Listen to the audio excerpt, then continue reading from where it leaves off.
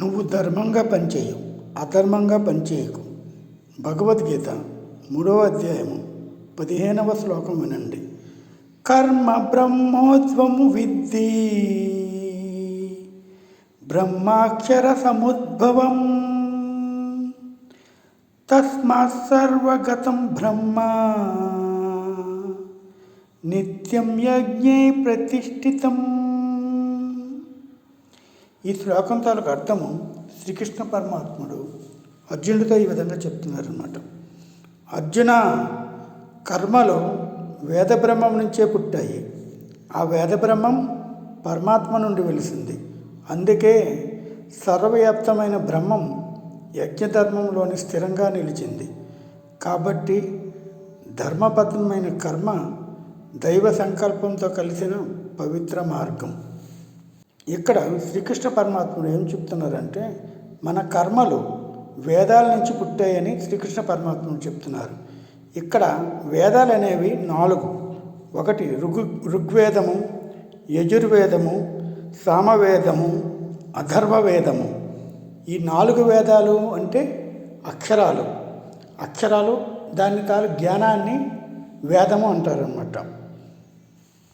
ఈ వేదం అనేది పరమాత్మ నుండి వెలిసింది. పరమాత్ముడు అనేవాడు జ్ఞానాన్ని, అక్షరాన్ని, ఈ వేదాల్ని ప్రసాదించారని శ్రీకృష్ణ పరమాత్మ చెప్తున్నారు. అందుకే సర్వవ్యాప్తమైన బ్రహ్మము యజ్ఞధర్మములను స్థిరంగా నిలిచింది. ఇప్పుడు మన జ్ఞానం అనేది యజ్ఞధర్మంతోనే ముడిపడి ఉందని చెప్తున్నారు. యజ్ఞధర్మం అంటే నిస్వార్థంగా ఉండడము, అందరితో కలిసిమెలిసి ఉండడం, నవ్వుతూ బతకడం, భగవంత ధ్యానంతో ఉండడం, దీన్ని యజ్ఞధర్మం అంటారనమాట. ఈ విధంగా ఉన్నట్టయితే మనం ధర్మంగా చేస్తే మన పని ఏ పనైనా ధర్మంగా చేయాలి, అధర్మంగా చేయకూడదని శ్రీకృష్ణ పరమాత్మ చెప్తున్నాడు. అది మీరు ధర్మంగా చేస్తే అది దైవంతో సమానం అన్నమాట. దైవం దగ్గరికి వెళ్ళడానికి మనకి మార్గం చూపిస్తున్నారన్నమాట. శ్రీకృష్ణ పరమాత్ముడు చెప్తూ వచ్చిన శ్లోకం ఇదన్నమాట. దీనికోసం చిన్న ఉదాహరణ కథ చెప్తానండి.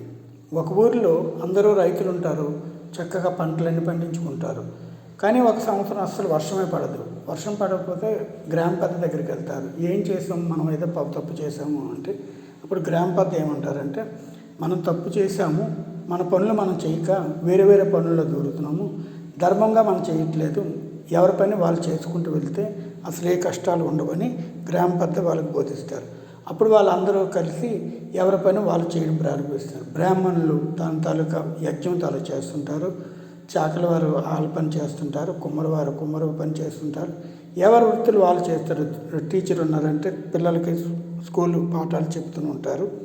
ఇవన్నీ జరుగుతూ ఉంటాయి. కాలచక్రం జరుగుతుండగా అప్పుడు భగవంతుడు అనేవాడు మళ్ళీ వర్ష రూపంలో వర్షం ఇప్పిస్తారనమాట. ఈ విధంగా నీతిలో ఏమిటంటే ఎవరి పని వాళ్ళు ధర్మంగా చేయాలి, అధర్మం అనే పనికిరాదు. ఇప్పుడు ధర్మంగా నీకు కష్టాలు ఉంటాయి, కొన్ని రోజులు మాత్రం. అది అధర్మంగా చేసిన వాడు ఈరోజు ఒకరోజు స్టార్ అయిపోవచ్చు, కానీ వాళ్ళకి కష్టాలను ఎప్పుడో ఒకరోజు ప్రారంభమవుతాయి.